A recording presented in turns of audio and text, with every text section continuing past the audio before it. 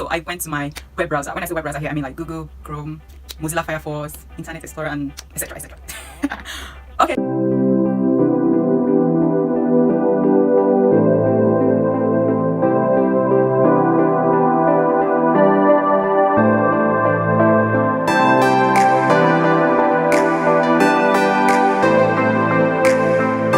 Hello guys, welcome back to our channel. From the caption, you already know what I'm going to be talking about in this video. Relax and let us go.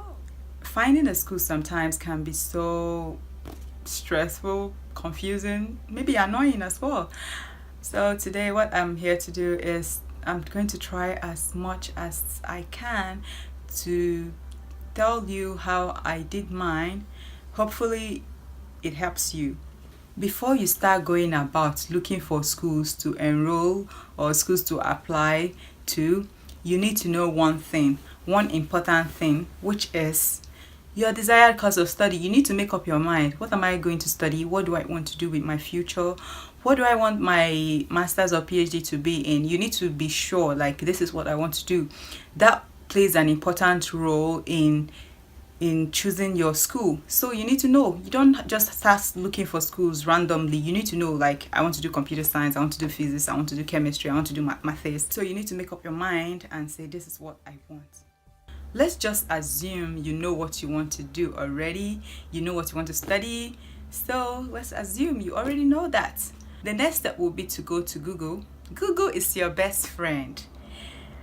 Google is your best friend. You guys have to be 5 and 6. Yeah, you need to learn how to use Google if you don't already know how to use Google search. So you need to learn it. There are no two ways about it. I'm going to use myself as an example now. I had my BSc in computer science, so I already knew, okay, I want to do my master's in computer science or something related to computer science. What I did when I was looking for mine, I just grabbed my phone or laptop, whatever, just went to my web browser. When I say web browser, I mean Google Chrome, Mozilla Firefox, Internet Explorer, something like that. And I launched Google search and I typed top 10 best schools for masters in computer science in USA. And boom, I saw a lot of good schools. I saw them. I saw Harvard, I saw MIT, Stanford, and all this.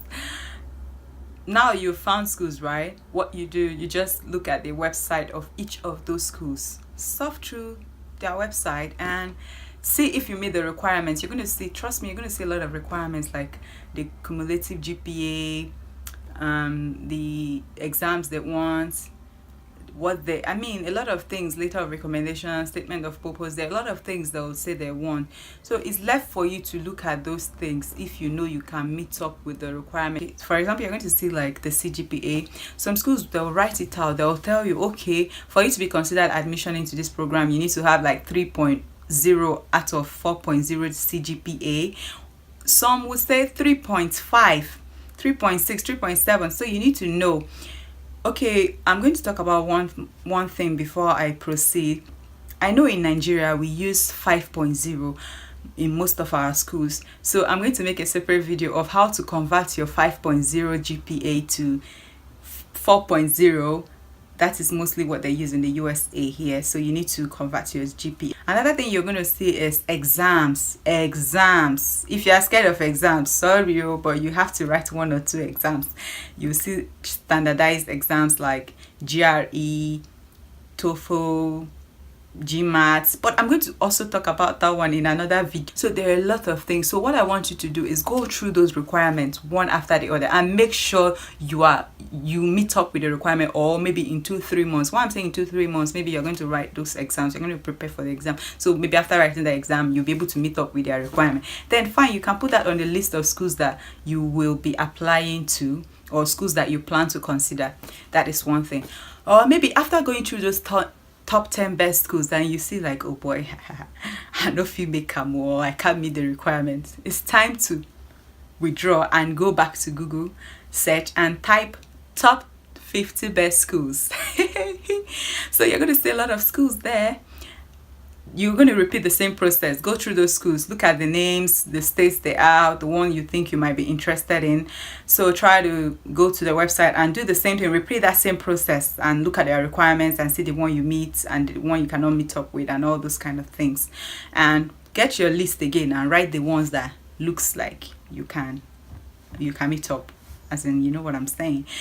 When you are done, maybe after all this process and you like, oh boy, go no go, what you need to do, maybe you look at like financially, like there's too much and there is no hope of you getting any financial support from the school. I'm going to also make another video, I'm sorry, about funding. I'm going to be explaining the two types of funding we have for graduate students. I'm going to be explaining it in that video as well. So if you see that that school doesn't have anything, they are not talking about funding, like helping you with part of your school fees, like reducing your tuition and all that, and you're like, okay, I cannot pay this, then another way will be to go online and type affordable schools. You're going to type affordable schools, like you're going to say affordable schools for masters in so and so. Trust me, Google is going to give you more results. So you are going to repeat the same process of checking their requirement and see if you meet up. So you know your pocket more than I do, you know what you can afford. So you have to make sure, in as much as you want to get a school that will fund you, you also have to consider that, okay, in case I lose my funding, anything can happen. Or maybe you didn't meet up with the requirements, maybe you came and you landed yourself in probation and you lose your funding. Will you be able to fund it? Like, can your family or yourself afford it? You need to put that at the back of your mind as well. I'm not saying that you will lose the funding, but anything can happen. There might be, you know, changing environment, changing kind of educational system and all that. So you need to be sure. So you have to check that as well. Another one will be like you have somebody in the USA, like a friend, family who is already attending the school here and is already doing the kind of course you might be interested in.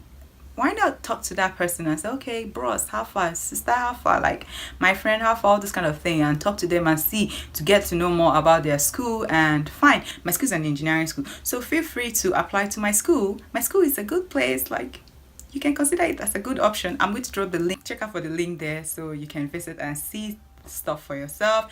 And one thing I'm going to tell you, even as much as you have gone to all these websites, you've checked their requirements and all that, and you do not understand, let's just say you don't understand what's going on, please do well to look for their email addresses. Like it's in that it's in their website. You see like the international office, the head of departments which you're interested in applying to.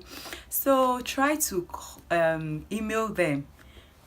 See, the reply emails here, like the response is very good, I can attest to that. So feel free to email the school, tell them who you are, I'm so and so. You can tell them the country you're from, the course you're interested in, and you're like, okay, I visited your website, I didn't understand this and that, please can you throw more light, can you ask them your questions, though they will answer you, because just feel free to email them.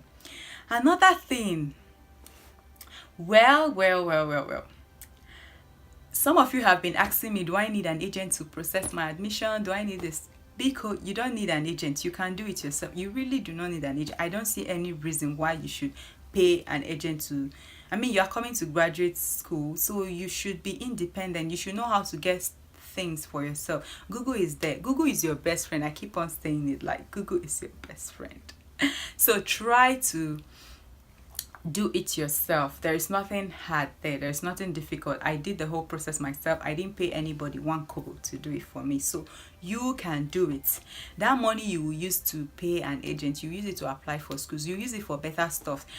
And why I'm discouraging this thing is that, number one, it will limit your options using an agent. Some agents already have like schools that they are partners with, you know, this referral thing now. They already get commissions from those schools and all that. So they want you to apply to those schools. What if those schools don't have funding available, which I'll be talking about subsequently? What if they don't meet up with what you want in a graduate school, but because these agents have promised you like they're going to help you get admission into that school, you will not fall a victim of not having so many options. Another thing is that scam is all over the world now. I've seen like there are some people that have been scammed already. Agents will tell them, okay, I'll do this. They paid huge amount of money, 500,000, 250,000 naira. For what? and at the end of the day it didn't click, and some will say, okay, we'll help you with visa. They will go as much. Help you with which visa? Visa, you are on your own. Or I'm going to be talking about visa. I know some of you asked me about how I got my visa and all that. That one is story for another day. So please and please, visa is something you do on your own. The highest somebody can do for you is to give you tips on how to ace your visa interview. No one is going to go for the interview. No one is going to process it, like attach the visa into your passport and bring it to you. Who does that? Anyone that tells you that one is a lie. Another thing I'm going to add in is that if you feel the process is going to be too stressful for you, or you don't have the time and you have the money, fine, go ahead and use an agent. That is your choice, but I would advise you try not to use an agent. You can do it, okay? So guys, if you enjoyed this video and you want me to post more videos, please like the video, drop a comment for me, subscribe, share it with your friends. If you want more gist, more steps, catch me in my next video. Bye guys. Thank you for watching.